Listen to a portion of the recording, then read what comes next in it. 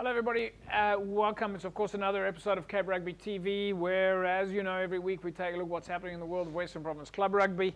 But before we get started, let me just say a big thanks to our partners on board with us. Score Energy Drinks, you can see them behind me there right now. Score is of course on board with Western Province Rugby and the Western Province Club Rugby Sevens. We can't wait for that to get started. A little bit later during the show, I'm going to explain to you how you can win yourself a case of Score. You can, of course, do the Spot the Team competition, where every week we give you an opportunity on Facebook to enter our competition and see if you can spot the team. Score is, of course, a big supporter of Western Province Club Rugby. MChem 24-hour pharmacy, you can see it in all its glory there behind me right now. A little bit later we'll go down to MChem pharmacy and talk a little bit about the pharmacy. And of course MChem also on board with Western Province Rugby and the DHL Stormers. And of course folks, Decro Paints. Decro Paints is on board with Cape Rugby TV, and of course, as you know, Decro brings paint to life. Of course, they've got a fantastic store out at N1 City, and we'll show you a little DIY video from Decro a little bit later during the course of the show. In studio with me tonight, Nazeem Adams. Nazeem, welcome back. It's good to be back, JP. Yeah, Jerome's away, right? Yeah, Jerome is away to Germany. He's having some stuff that he need to do there with the coaches. But it's nice to be back. Yeah. Well, we're going to have a couple of games for you to look at tonight. And then we're also going to take a look at the logs, the results and the fixtures. And we're going to show you the world-famous barometer to see if you can help us predict some of the wins. Have you had a chance to look at the barometer yet? Well, just before the show started, I had a look. And you explained to me it's quite interesting. So let's have a look at it later. Yeah.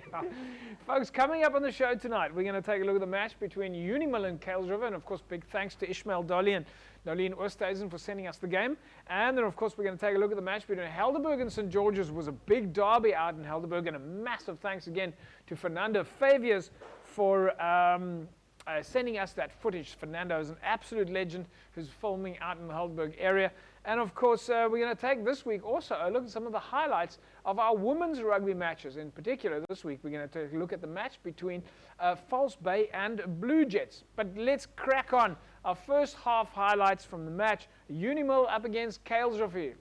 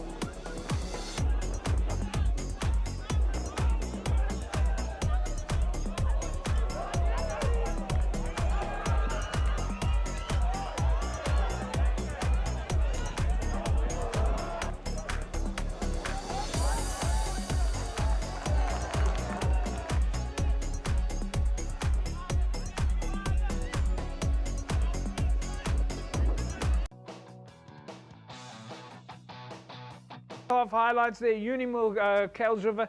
Nazeem, give us your thoughts on that. Yeah, it's difficult for Kuilsriver. I mean, UniMil have big forwards, and you could see they utilize their forwards to their advantage, especially with the mauls. They score 2 maul tries, and it's something that Kuilsriver will have to look. I mean, how are they going to defend it more? Yeah, they're either going to sack it, or they're going to stop it immediately, because which is difficult. I mean, they score 2 maul tries, and also in general play from attack to defense. I mean, their reaction when they lost the ball, you need immediately to get back into defense, and UniMil scored from a turnover as well. Do you think that the momentum, UniMil's been playing some good games at home? How much of an impact do you think it's made playing those home games for UniMil? Yeah, I mean, you must always remember home game advantage is like, I mean, you showed me before the show, it's about 10 points, and you could see that. Yeah. But I also think it's their set pieces is so much better than Kuilsriver. You know, it's difficult for Kuilsriver to launch attacks, because they don't get ball, enough ball. Right. So every week, I say to Jerome, if you're the coach, you're going to go halftime. And you know that you're on the back foot, or maybe you're on the front foot. What is the halftime talk at this stage now that Kuilsriver gives to the team to get back into the coach of Kuilsriver gives to get back into the team, into the game?